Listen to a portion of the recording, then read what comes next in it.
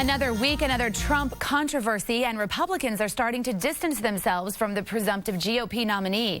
This comes after his comments about a Latino federal judge and his new remarks about Massachusetts Senator Elizabeth Warren. Trump is not backing down from his statements about the judge involved in the Trump University fraud lawsuit, claiming the judge is biased because he is Mexican. In addition to ethnicity, Trump is demanding a temporary ban on Muslims entering the U.S. Trump also causing a stir for calling Senator Warren Pocahontas, saying she has Native American ancestry. Warren is a possible running mate for Hillary Clinton, and Trump has regularly said he hopes he can face the two in the general election. This, as a new Fox News poll shows Clinton with a 3-point edge over Trump in a hypothetical matchup. Trump has plans to blast the Clintons in a speech tomorrow in New Hampshire and will be in Houston on Friday. So Trump's battle against the Democrats is our topic this half hour, and we want to hear from you on our Facebook page and on Twitter. Use the hashtag Fox26forlife. Joining us live in the newsroom is our panel led by our senior legal analyst Chris Tritico, Democratic media consultant Mustafa Tamiz, and Republican strategist and public policy analyst Jackie Bally. He certainly seems to thrive off of controversy. He's the gift that keeps on giving, isn't he? You know, the controversy last week with the judge, I thought it couldn't get any better than that, and then he just keeps every week he comes up with something new. And the Pocahontas thing this week, when he called Elizabeth Warren Pocahontas, a direct attack at her comments earlier this year that she is of Indian heritage, or her family had talked about it, caused Republicans again to come out and distance themselves from him. A Republican senator withdrew his support for him. But Donald Trump doesn't seem to care, Mustafa Tamiz. And I was thinking about the attack on the judge. And is he that smart? Because we stopped talking about Trump University and the controversy about the university and started only talking about the judge. Yeah, but it's not that the Trump University charge is going to go away. It's going to come right back.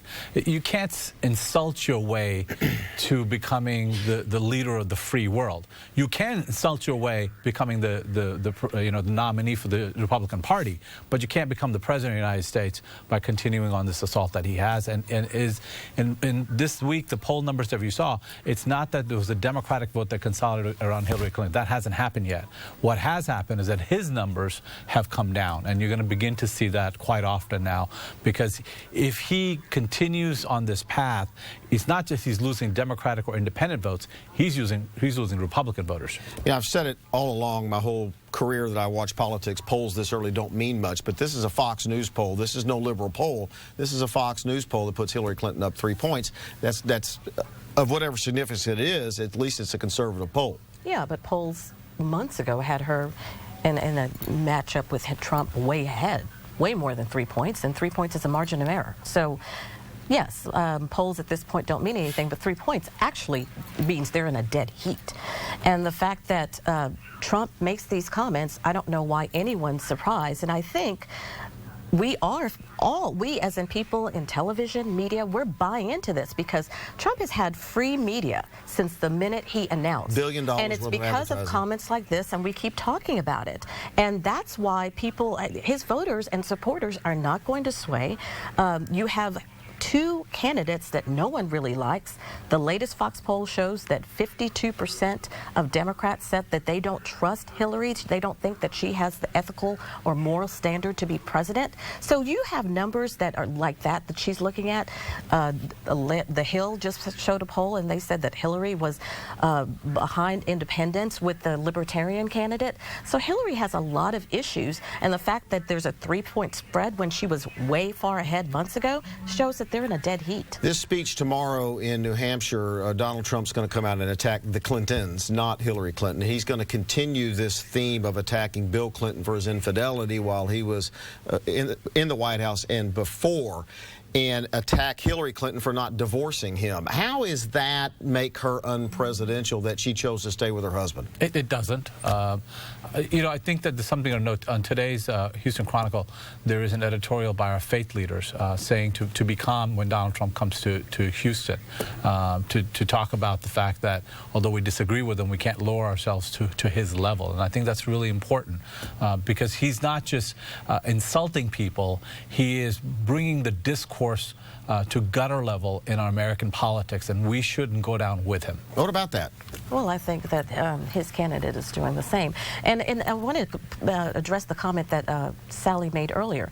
The difference you'll see between Republicans and Democrats, whenever we disagree with something that our candidate says, and I disagree with a lot of things Donald Trump says, we have no problem saying it. That doesn't mean that we are not claiming that person. That means we disagree with statements, as opposed to the Democrats who ignore her email scandal, ignore Benghazi, ignore that the foundation is a scam.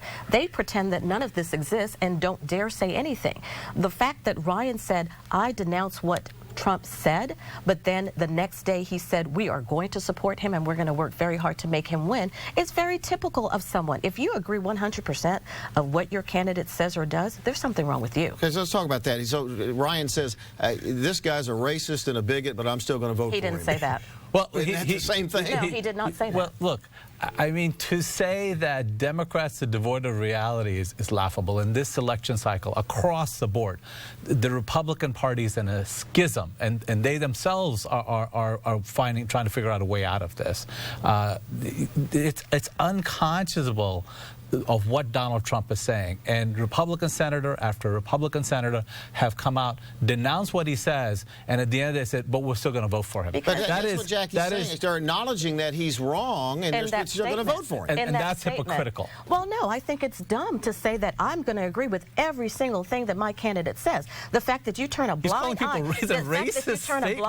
to the IG scathing report, you defended Hillary Clinton.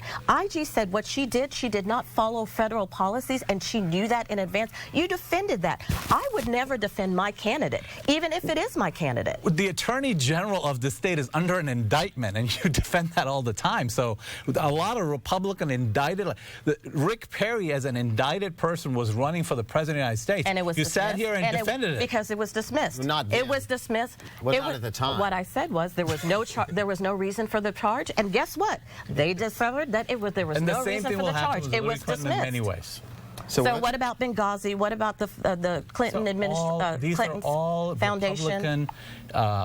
Republican attacks. The IG report was done by a nonpartisan committee. They said she did many things wrong. So you bring up Benghazi. You bring up Benghazi. Six committee hearings have found that that she did nothing wrong in Benghazi, right? You acknowledge that?